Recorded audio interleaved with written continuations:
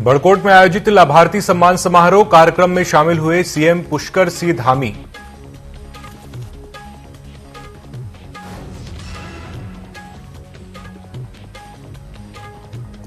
उत्तराखंड में दंगा रोधी कानून को मिली मंजूरी, सरकारी और निजी संपत्ति को नुकसान पहुंचाने पर वसूला जाएगा जुर्माना।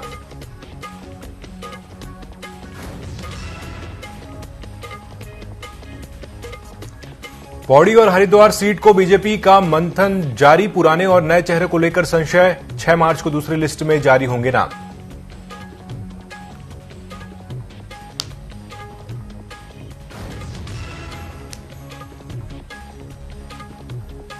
उत्तराखंड लोक सेवा आयोग ने जारी किया पीसीएस-जे मुख्य परीक्षा परिणाम, पास हुए अभ्यर्थियों के लिए आयोग अब कराएगा साक्षात्कार।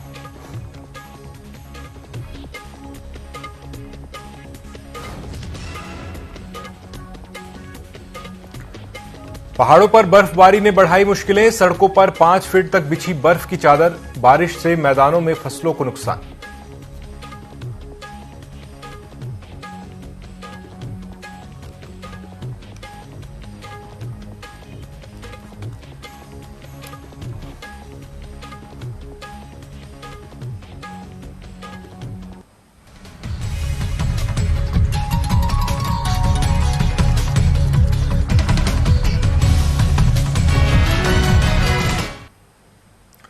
नमस्कार, न्यूज अपडेट में आपका स्वागत है। मैं हूं अंकुर शुक्ल और चलिए अब देखते हैं खबरें विस्तार से। उत्तराखंड के मुख्यमंत्री पुष्कर सिंह धामी बुधवार को 1 दिवसीय दौरे पर जनपद मुख्यालय रुद्रपुर पहुंचेंगे। ऐसे में जिला प्रशासन सीएम के कार्यक्रम को लेकर तैयारियों में जुटा हुआ है। गांधी मैदान में आयोजित कार्यक्रम को लेकर डीएम और एसएसपी ने गांधी मैदान का जायजा लिया। इस दौरान उन्होंने अधिकारियों कर्मचारियों को आवश्यक दिशा निर्देश भी दिए। जी, माननीय मुख्यमंत्री महोदय का एक महत्वपूर्ण और बहुत इम्पोर्टेंट कार्यक्रम है, जहां पर कई वर्षों की, कई दशकों के इंतजार के बाद यहां का नजूल भूमि पर बसे हुए लोगों को पट्टे आवंटित किया जा रहे हैं। उसके अलावा लाभार्थियों को बहुत सारा भारी मात्रा में जो ईडब्ल्यूएस स्कीम में घर है वो आवंटित किया जा रहा है और भारी स्तर का एक लोकार्पण कार्यक्रम में शिलान्यास का विभिन्न कार्यक्रम होगा। इसके सापेक्ष जो हाल ही में नारी शक्ति वंदना महोत्सव हुआ था, हम बिल्कुल उसी तर्ज पे हमारा तैयारियां करेंगे। फोर्स का डिप्लॉयमेंट भी, रूट का डाइवर्शंस भी उसी तरह से करेंगे हम। तो पार्किंग के लिए हमने 3 पार्किंग चिन्हित कर लिया है। एक मोदी मैदान पार्किंग जो दूर दूर से आने वाले बसों से आने वाले लाभार्थी एवं क्राउड के लिए। दूसरा जो स्थानीय जगह से आएंगे, जो इंदिरा चौक से एंट्री मारेंगे, उनके लिए सिंचाई विभाग की पार्किंग है। तो ये दोनों पार्किंग से चिन्हित करा है। और पुलिस विभाग का जो इंपाउंड है हमारा, जो मीट मार्केट के बगल में, उसको भी हम वीआईपी पार्किंग के रूप में हम उसको मतलब चिन्हित करेंगे।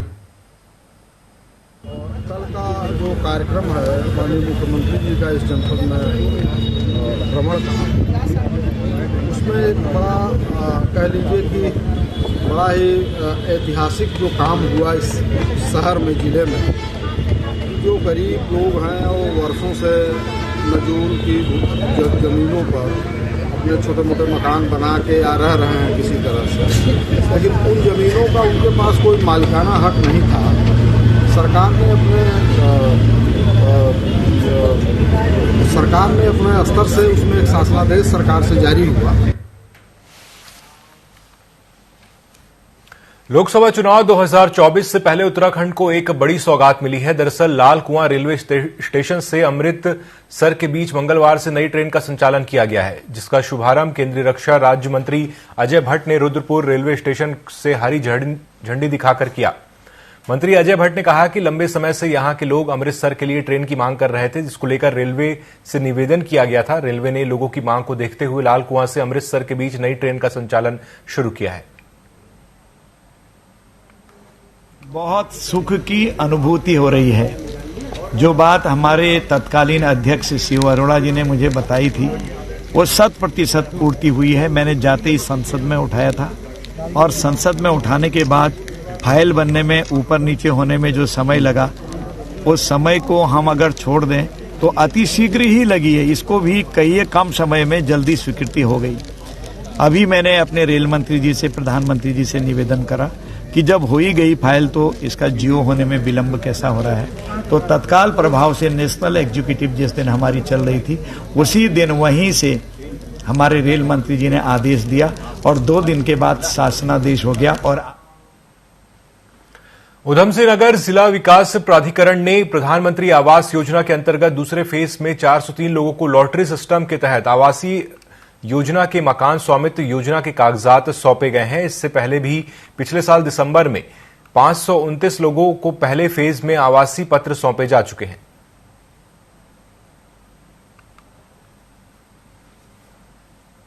भारत सरकार की प्रधानमंत्री आवास योजना शहरी के अंतर्गत affordable housing project AHP component में आज यहाँ पर जो हाउसिंग प्रोजेक्ट जिला स्तरीय विकास प्राधिकरण द्वारा तैयार किया जा रहा है, उसमें दूसरे चरण का आवंटन की प्रक्रिया की गई है लॉटरी के द्वारा, और इसमें 403 लोगों को मकान आवंटन की प्रक्रिया चल रही है यहाँ पर। और इस प्रकार इससे पहले भी एक बार आवंटन की प्रक्रिया की जा चुकी है। कुल 932 लाभार्थियों को आवंटन किया जा चुका है। ग्लोबल इन्वेस्टर समिट के बाद अब परियोजनाओं की ग्राउंडिंग पर सरकार फोकस कर रही है। इसी कड़ी में देहरादून में सीएम धामी ने ग्लोबल इन्वेस्टर समिट के तहत 27,000 करोड़ के नए 11 परियोजनाओं की ग्राउंडिंग कर भूमि पूजन किया। सीएम धामी ने कहा कि हमने सिर्फ ग्लोबल इन्वेस्टर समिट का आयोजन करने के बाद अब सभी प्रस्तावों को पूरा करना है। प्रदेश में तेजी से रोजगार पैदा हो, ये हमारी सरकार की प्राथमिकता है। वहीं प्रदेश के उद्योग सचिव विनय शंकर पांडे ने कहा कि सीएम धामी ने एक बड़ा टारगेट दिया है। अभी तक हमने इन्वेस्टर समिट के बाद 20% की ग्राउंडिंग कर ली है। अब लक्ष्य को जल्द से जल्द पूरा करना है।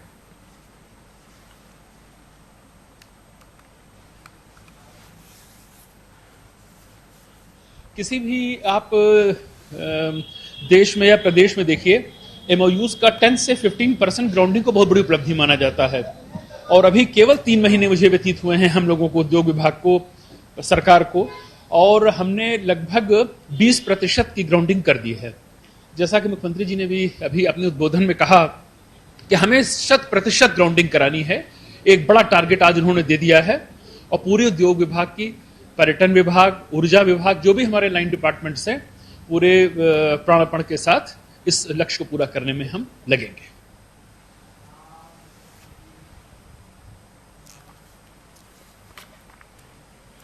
उधमसिंह नगर की पंतनगर पुलिस ने ट्रैक्टर चोरी के मामले में 1 साल से फरार चल रहे 20,000 के इनामी शातिर को निजामुद्दीन रेलवे स्टेशन से गिरफ्तार किया है। मामले में 3 आरोपी पहले ही गिरफ्तार हो चुके हैं। आरोपियों ने 1 फरवरी 2023 को पंतनगर थाना क्षेत्र में ट्रैक्टर चोरी की घटना को अंजाम दिया था। मामले की शिकायत के बाद पुलिस ने 4 आरोपियों को पहले ही गिरफ्तार कर लिया था। वहीं एक आरोपी फरार था, जिसे पुलिस ने धर दबोचा है।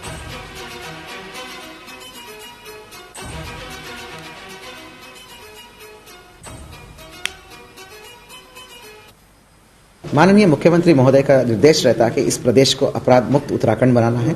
इसी दिशा में माननीय DGP महोदय और माननीय DIG महोदय का निर्देश रहता है, अपराधियों के ऊपर धरपकड़ और कठोर कार्रवाई होना चाहिए। हमारा जनपद उधमसिंह नगर में इनामियों के ऊपर लगातार कार्रवाई चलते रहते हैं। आज पंतनगर थाना पुलिस को बहुत बेहतरीन सफलता मिली है। आप सभी को अवगत होगा, पिछले साल छतरपुर में सोनालिका का बहुत बड़ा ट्रैक्टर चोरी करके ले गए थे, 7-8 लाख रुपए का ट्रैक्टर। उसमें मेन ट्रैक्टर तो रिकवरी हो गया था और चोर भी गिरफ्तार करके जेल गए थे, परंतु उस गैंग का सरगना जो है वो लगातार वांटेड चल रहा था। उसके ऊपर 20,000 का इनाम राशि भी 1 साल से घोषित हुआ था। माननीय मुख्यमंत्री महोदय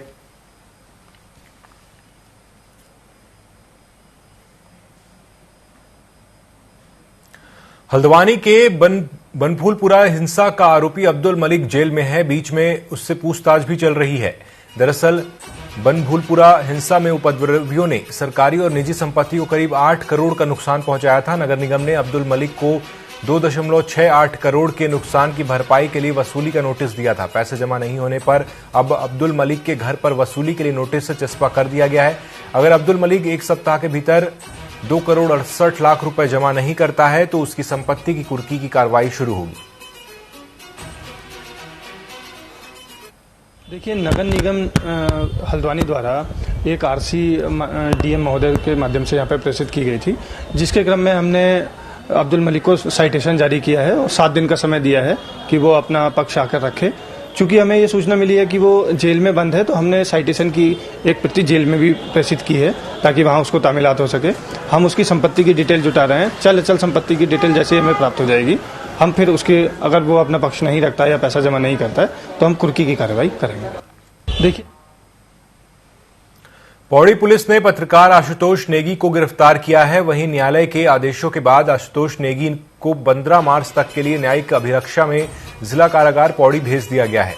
दरअसल पयासू गांव के शिकायतकर्ता ने आशुतोष नेगी और एक अन्य के खिलाफ SC/ST एक्ट के तहत मामला दर्ज कराया था। पुलिस ने इस मामले में एक अभियुक्त को पहले ही गिरफ्तार कर लिया था। वहीं मंगलवार को पत्रकार आशुतोष नेगी को गिरफ्तार किया गया।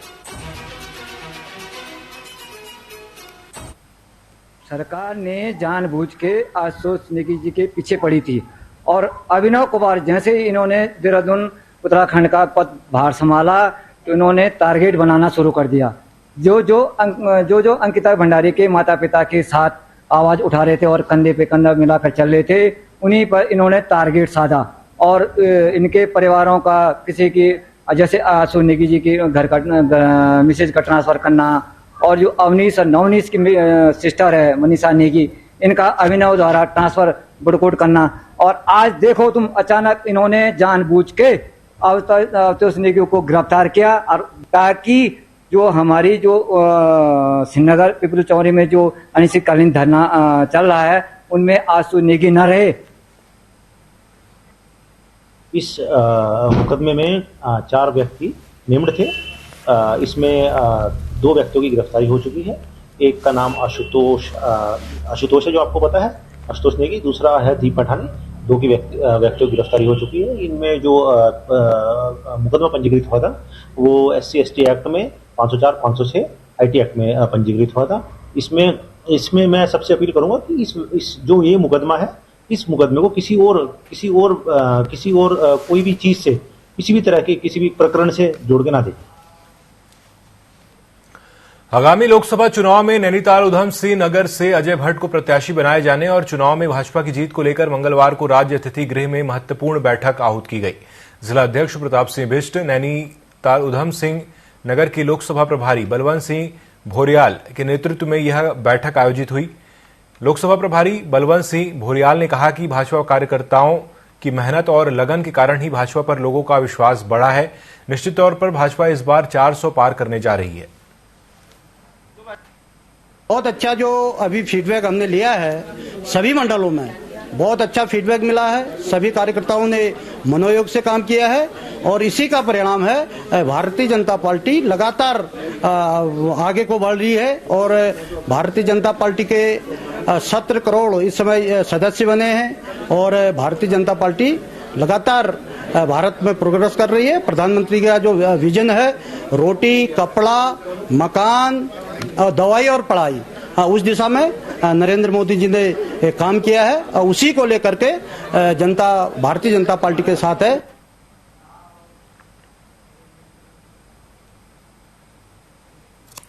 चलिए, वक्त हो चला है एक छोटे से ब्रेक का। रुकते हैं एक ब्रेक के लिए, जल्द लौटेंगे।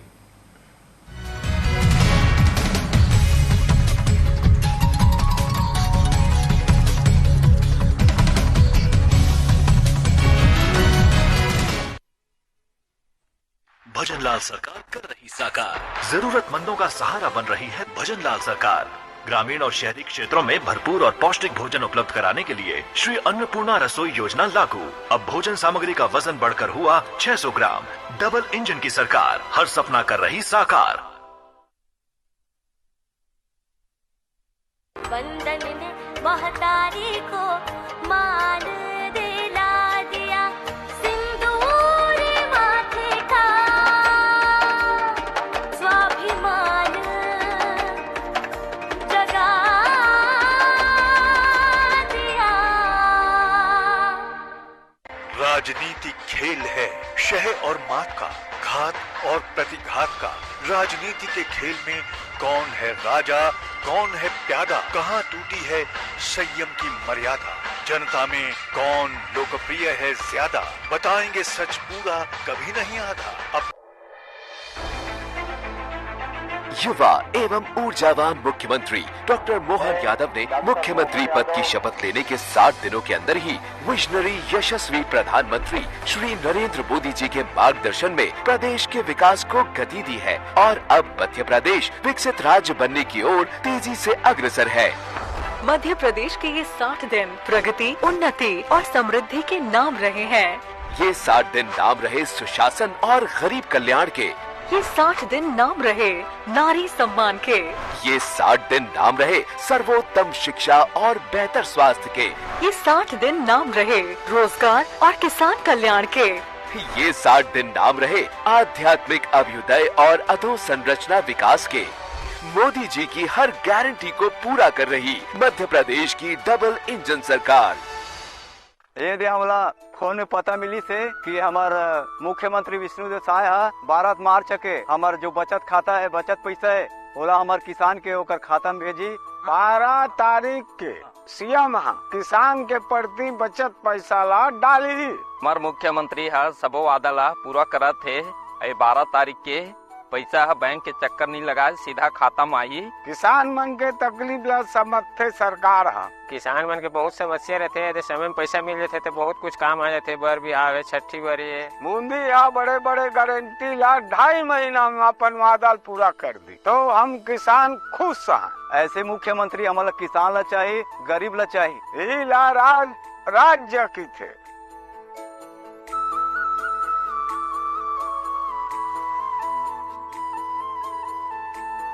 वंदन ने महतारी को मान दिला दिया, सिंदूर माथे का स्वाभिमान जगा दिया। ये दे हमला नए राजस्थान की पहचान, सुरक्षित, सशक्त, स्वावलंबी नारी और हर कदम पर नारी का सम्मान।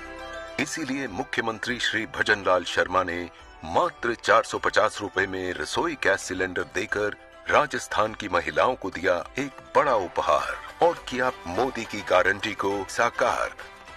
अब सस्ता गैस सिलेंडर मिल रहा है राजस्थान में, जहां 1 जनवरी 2024 से प्रारंभ हुई रसोई गैस सिलेंडर सब्सिडी योजना, जिससे 73 लाख उज्ज्वला और अन्य गरीब परिवारों की महिलाओं तक पहुंच रहा है लाभ। कम दाम में गैस सिलेंडर, धुएं से छुटकारा और पर्यावरण की भी सुरक्षा। राजस्थान सरकार के ऐसे निर्णयों से सशक्त होती महिलाएं, समृद्ध होते परिवार, नारी को सम्मान और हक दिला रही डबल इंजन सरकार। डबल इंजन सरकार, विकास की बढ़ती रफ्तार। वंदन ने महतारी को मान दिला दिया, सिंदूर माथे का स्वाभिमान जगा दिया। जन जन की आस्था का पूरा सम्मान, मोदी की गारंटी, भजनलाल सरकार कर रही साकार। वरिष्ठ नागरिक तीर्थ यात्रा योजना के तहत राजस्थान सरकार कराएगी 3000 तीर्थ यात्रियों को राम मंदिर की यात्रा। 1 फरवरी 2024 से अयोध्या के लिए विशेष विमान सेवा प्रारंभ। प्रदेश के 7 संभागों से अयोध्या के लिए बस सेवा शुरू। वंदन ने महतारी को मान दिला दिया, सिंदूर माथे का स्वाभिमान जगा दिया। मोदी की गारंटी, भजनलाल सरकार कर रही साकार। जरूरतमंदों का सहारा बन रही है भजनलाल सरकार। ग्रामीण और शहरी क्षेत्रों में भरपूर और पौष्टिक भोजन उपलब्ध कराने के लिए श्री अन्नपूर्णा रसोई योजना लागू। अब भोजन सामग्री का वजन बढ़कर हुआ 600 ग्राम। डबल इंजन की सरकार, हर सपना कर रही साकार।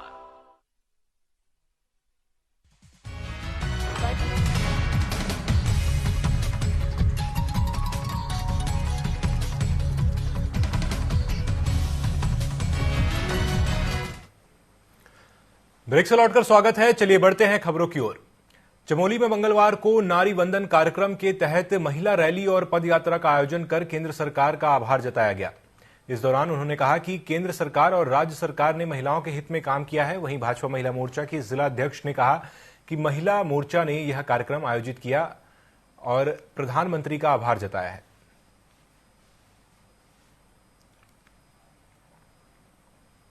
नारी शक्ति बंधन के तहत हमारी स्कूटी रैली और पदयात्रा महिला मोर्चा चमोली द्वारा किया गया और इसके तहत माननीय प्रधानमंत्री जी को धन्यवाद दिया गया। महिलाओं में बहुत उत्साह है और जैसे कि आप लोग जानते हैं कि केंद्र की जन कल्याण योजना और राज्य की जन कल्याण योजनाओं से महिलाएं सामाजिक रूप से, आर्थिक रूप से और अब राजनीतिक रूप से भी सशक्त हो गई हैं। इसके तहत महिलाओं में बहुत उत्साह है और लोकसभा का आगाज हो गया है और मातृशक्ति का आशीर्वाद माननीय प्रधानमंत्री जी के साथ है।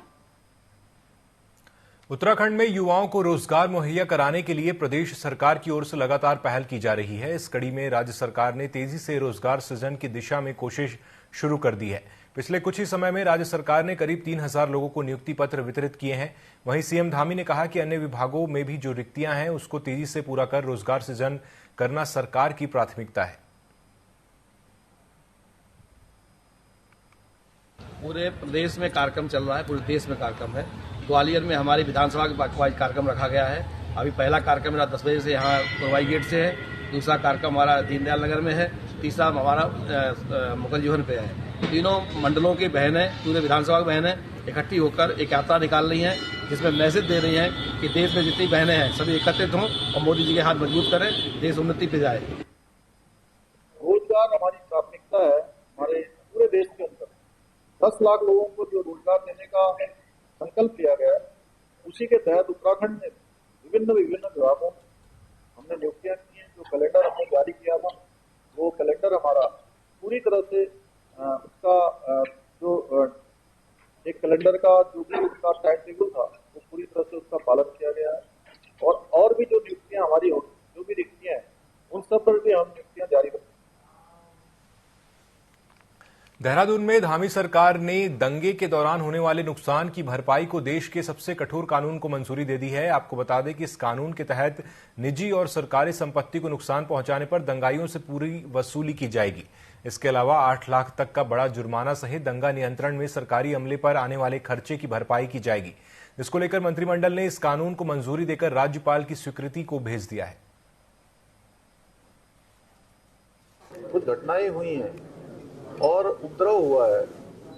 हमारा प्रदेश बहुत शांत प्रदेश है, ये देवभूमि है। यहाँ पर इस प्रकार की तोड़फोड़, इस प्रकार का उपद्रव, निजी और सरकारी संपत्तियों को क्षति पहुंचाना, इसका कोई स्थान नहीं है। इसलिए हम अध्यादेश लाकर संपत्ति को नुकसान पहुंचाने वालों का, उपद्रव करने वालों के लिए कानून में कठोर कार्रवाई हो, उनके लिए कोई रास्ता न बचे, इसलिए हमने ये कानून लाए जिसमें हमने कठोर सजा का प्रावधान है। उनकी संपत्ति जब्त करने का अधिकार है, उनसे पूरी वसूली का अधिकार है और जो भी इसमें लिप्त पाया जाएगा प्रथम दृष्टया 8 लाख तक का जो है उसके ऊपर सीधे जुर्माना किया जाएगा, सीधे उनसे वसूली की जाएगी। अन्य जो चीजें हैं वो जो प्राधिकरण उसमें निर्धारित करेंगे, उसका आकलन करेंगे, उसके आधार पर उनसे वसूली की जाएगी, जिससे कि इसके पीछे हेतु है कि उत्तराखंड राज्य में किसी भी प्रकार से इस प्रकार की घटनाएं न हों। नैनीताल में मंगलवार को एसएसपी प्रहलाद नारायण मीणा के निर्देशन में आगामी लोकसभा चुनाव को निष्पक्ष और शांतिपूर्ण ढंग से कराने के लिए फ्लैग मार्च निकाला गया। इसके जरिए उन्होंने जनता को निष्पक्ष मतदान करने की अपील की। उन्होंने चुनाव के दौरान कानून व्यवस्था प्रभावित करने की कोशिश करने वालों पर कार्रवाई करने की बात कही है।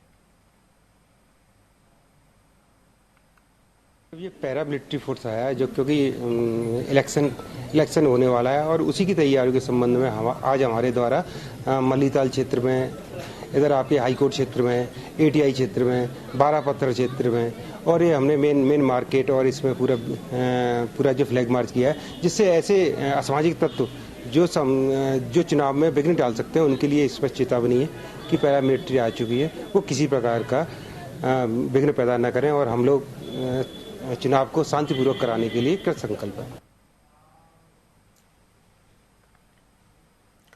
पौड़ी के पुलिस लाइन में मंगलवार को निःशुल्क स्वास्थ्य कैंप का आयोजन किया गया। एसएसपी श्वेता चौबे ने इसका शुभारंभ किया। पुलिस परिवार की महिलाओं और सरकारी विभागों में काम करने वाली महिला कर्मचारियों के लिए पुलिस लाइन में निःशुल्क स्वास्थ्य कैंप लगाया गया।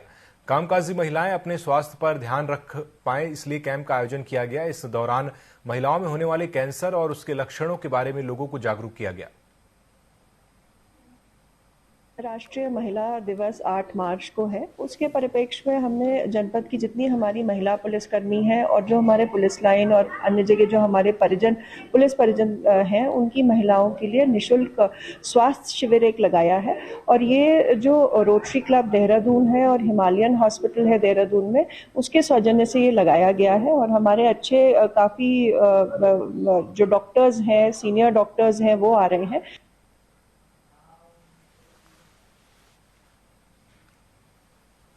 देहरादून के अल्मोड़ा जिले की सल्ट विधानसभा सीट से बीजेपी के विधायक महेश जीना पर सरकारी अधिकारी और कर्मचारियों से बदसलूकी का आरोप लगा है। जहां महेश जीना ने किसी टेंडर के संबंध में नगर निगम के स्वास्थ्य विभाग पहुंचकर हेड क्लर्क पवन थापा के साथ अभद्रता करने का आरोप लगाया। कर्मचारियों का कहना है कि जब तक विधायक सामूहिक रूप से माफी नहीं मांगते तब तक कार्य बहिष्कार के साथ ही शहर की सफाई व्यवस्था ठप रहेगी।